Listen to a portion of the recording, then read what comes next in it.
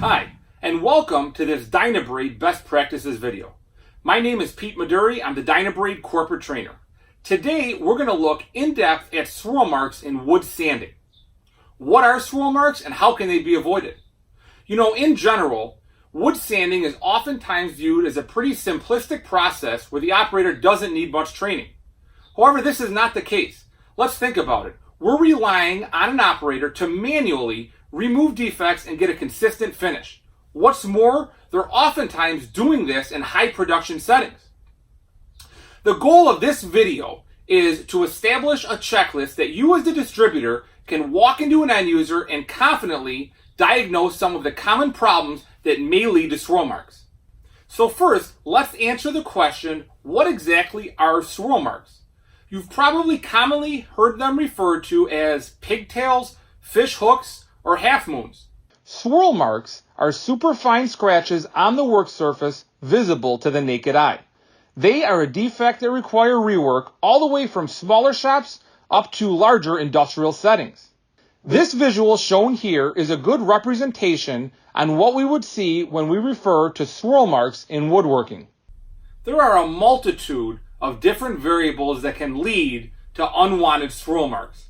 However, all these variables can really be broken down into four main categories. These four categories are: number one, damaged backup pads; number two, a poorly maintained orbital sander; number three, the quality of the compressed air system and air delivery; and number four, proper sanding techniques. Let's start out by talking about backup pads. Oftentimes, backup pads are overlooked as a potential problem when an operator runs into these unwanted swirl marks. However, it's usually one of the common causes. There is a direct correlation between the backup pad and the finished product.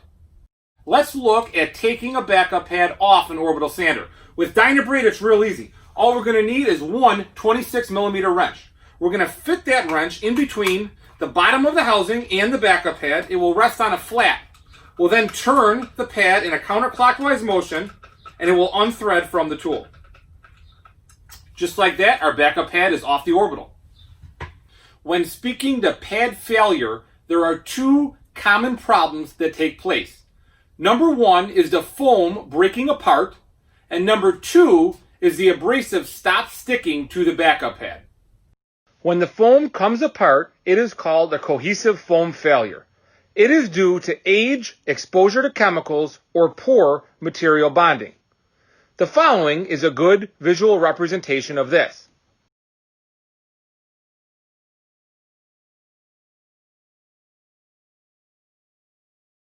When the foam pulls away from the backer, it's called an adhesion bond failure. The foam itself stayed together, but did not adhere to either the interface material or the fiberglass pad backer. This is pictured here. The second potential problem we mentioned were the abrasives not sticking to the backup pad. It's usually due to melted hooks from overheating during sanding. If it's PSA or stick-it, there is usually contamination between the pad facing and the abrasive. Notice the visual here of the melted hooks. This was most likely caused by excessive pressure being exerted during the sanding process and excess heat. Regardless of which backup pad issue we're dealing with here, the main point is the pad will not be able to sit flat on the work surface, we will not be able to sand evenly, and the end result is going to be surface defects. We're going to see those swirl marks. On a side note, we need to ensure that our backup pads stay clean. If we are using a PSA or vinyl style backup pad, we need to remove the PSA disc at the end of the workday. We also need to ensure that there is no glue or adhesive left behind. If anything is visible, we need to remove that. Again, if anything is on the pad, it will not be able to sit flat on the work surface. If we are dealing with a hook and loop style pad, we need to constantly clean the hook and loop or the Velcro. We can do this with compressed air by just blowing the pad off. We should be blowing the face of the pad off routinely through a standard workday. Dynabrade has several options when it comes to pad diameter. We offer orbitals in 3-inch, 3.5-inch, 5-inch, and 6-inch.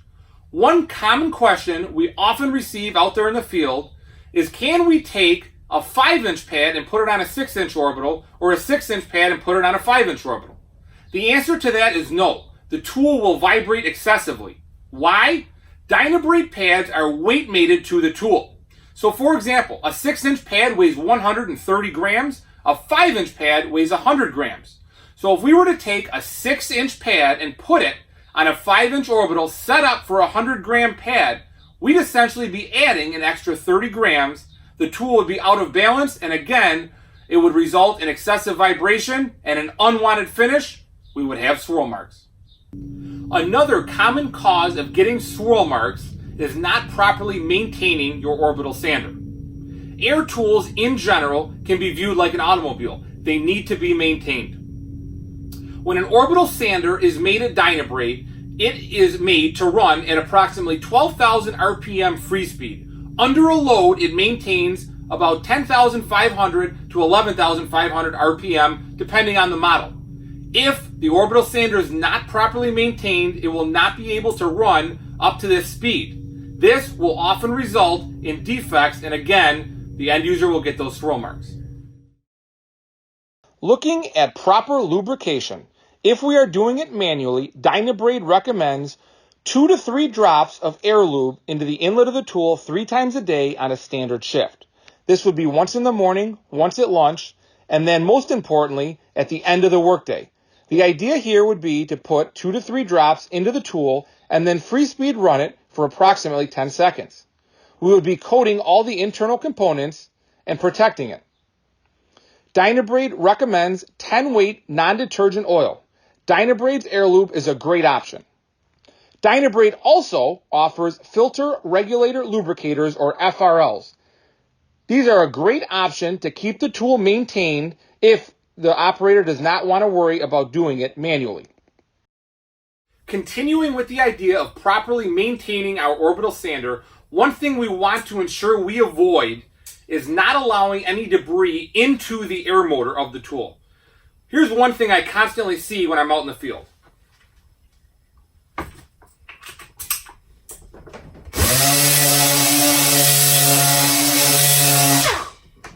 Okay, what was wrong with what I just did? While the sanding technique was fine, which we'll get to a little later in the video, notice there are other tools that I was not using laying around the work area. With this non-vac tool, I was creating a cloud of debris. That debris was most likely going into the other tools, in the inlet, and actually getting inside the air motor. Okay? Any type of debris that gets into that air motor is going to cause premature wear. So we want to avoid doing this. The other thing I constantly see out in the field is I will see a customer take a blowgun. This is one of Dynabrade's inline blowguns, and they'll actually blow air into the inlet of the tool. We never want to clean off the inlet of the tool by blowing excess air into the tool. Oftentimes out in the field, this is done with the use of a blowgun. That will force dirt and debris into the tool. Remember, before the tool actually fails, it is going to slow down, and if the tool is not running to optimal performance, it's going to run slow and again leave those swirl marks. One last thing I'd like to touch on in regards to properly maintaining our orbital sander are the muffler inserts. Dynabrade takes great pride in manufacturing some of the quietest industrial power tools on the market. For this reason, they are all made to spec with muffler inserts. We should never take these muffler inserts out unless we are replacing them. Oftentimes I go into a customer, and if they think the tool is not running to speed, they'll take the muffler inserts out to generate a little more power. More noise does not always equal more power. If the tool, again, is not running to optimal speed, it will create defects, and again, the customer is going to be dealing with those swirl marks. We need to continuously monitor the muffler inserts and replace as needed. The next potential problem when dealing with swirl marks is the compressed air system. We are concerned with the air system all the way from the compressor to the actual air tool. For it to be efficient, everything must be adequate. The first two things I'd like to discuss in regards to air delivery is air pressure and air volume. These are two completely different variables and should be treated as such. Without adequate air pressure and air volume, the tool will not run to optimal performance. Let's first begin with air pressure. For the most part, all Dynabrade tools are rated at 90 psi. This is the reading we need to see while the tool is running.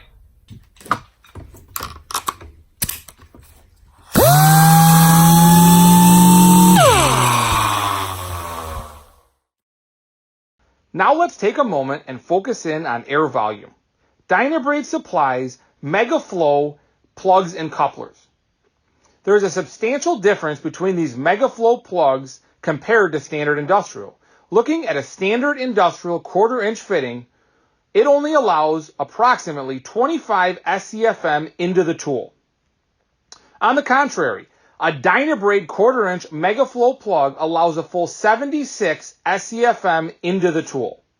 To ensure our air tool is getting adequate volume, we should always stick with the Mega plugs. Now let's spend some time looking at the air hose. We want to ensure that the air hose is as short as possible within reason, definitely under 20 feet long. Any longer than this is when we begin to reduce the amount of airflow tremendously. We also need to look for any additional couplers or restrictions along the way. Anytime we see one of these reducers, we again are reducing the amount of airflow. Another thing to avoid, both coil hoses and hose reels. The fourth and final point we want to focus in on in regards to getting swirl marks is operator technique. Alright, so sanding technique number 1. We always want to start the orbital on the surface and stop off. I'll demonstrate proper technique first.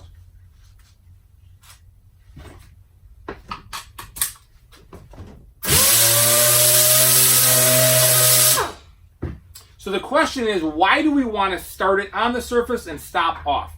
Well, the answer is very simple. If we get the tool running and then meet it up to the surface, it's likely going to gouge the surface because it's not going to be hitting it in a uniform manner. This, again, are going to lead to swirl marks and defects.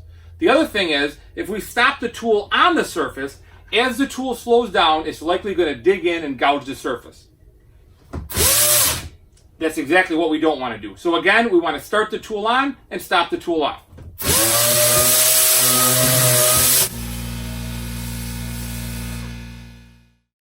The next sanding technique we want to abide by is we always want to work with the orbital sander horizontal and flat on the work surface. We never want to work up on angle or up on edge.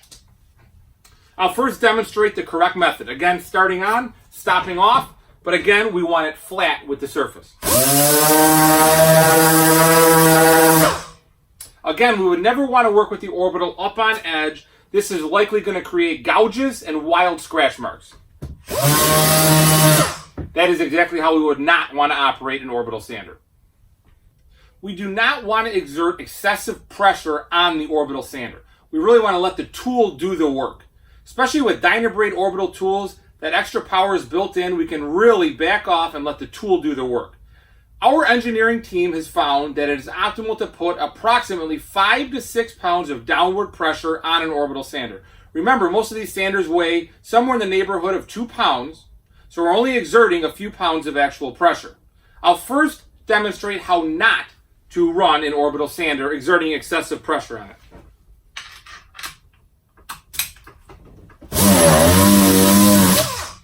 Right away, you can hear the tool bog down and it's not real happy. I've also noticed a lot of vibration in my wrist as I was white-knuckled. That's not the way we want to run an orbital sander. That will remove material too quickly and will definitely lead to some swirl marks as well as surface defects. I'll now demonstrate an optimal pressure, again, letting the tool do the work. You'll see it run at a nice even speed, and I'll accomplish just as much work, but avoid those swirl marks.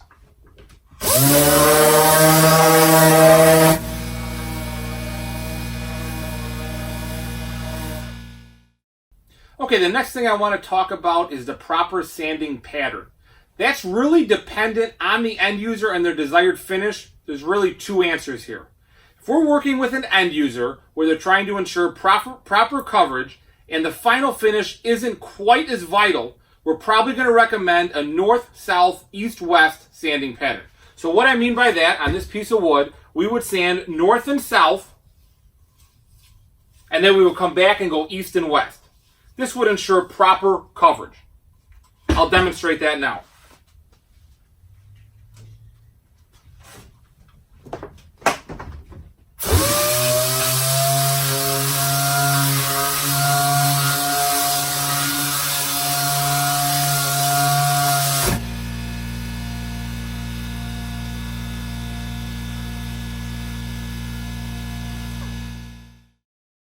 Now, what if we were in an end user where the final finish was very critical, like we see in a lot of the higher end woodworking shops? We would actually recommend sanding strictly with the grain of the wood. So, with this sample workpiece, the grain is going this way, so I would strictly sand in an east to west pattern back and forth and ensure proper coverage. I would never go against the grain in a north-south pattern in this instant. Let me demonstrate what I'm talking about.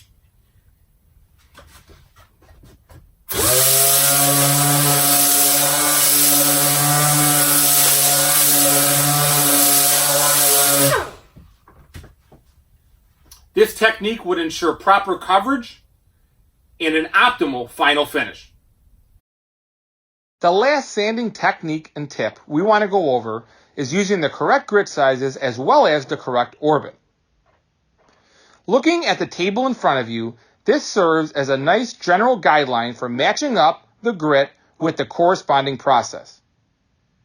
Your 80 grit would be for your rougher removal. As we progress up to our 100 to 150 grit, we're talking about our general cleanup. We then go from our 150 to about 220 grit. That's your final inspection and touch-up. And then finally, your final stage, or for your ultra-fine sanding, we're talking 220 to 320 grit. On top of this, we want to make sure that we match up the correct orbit.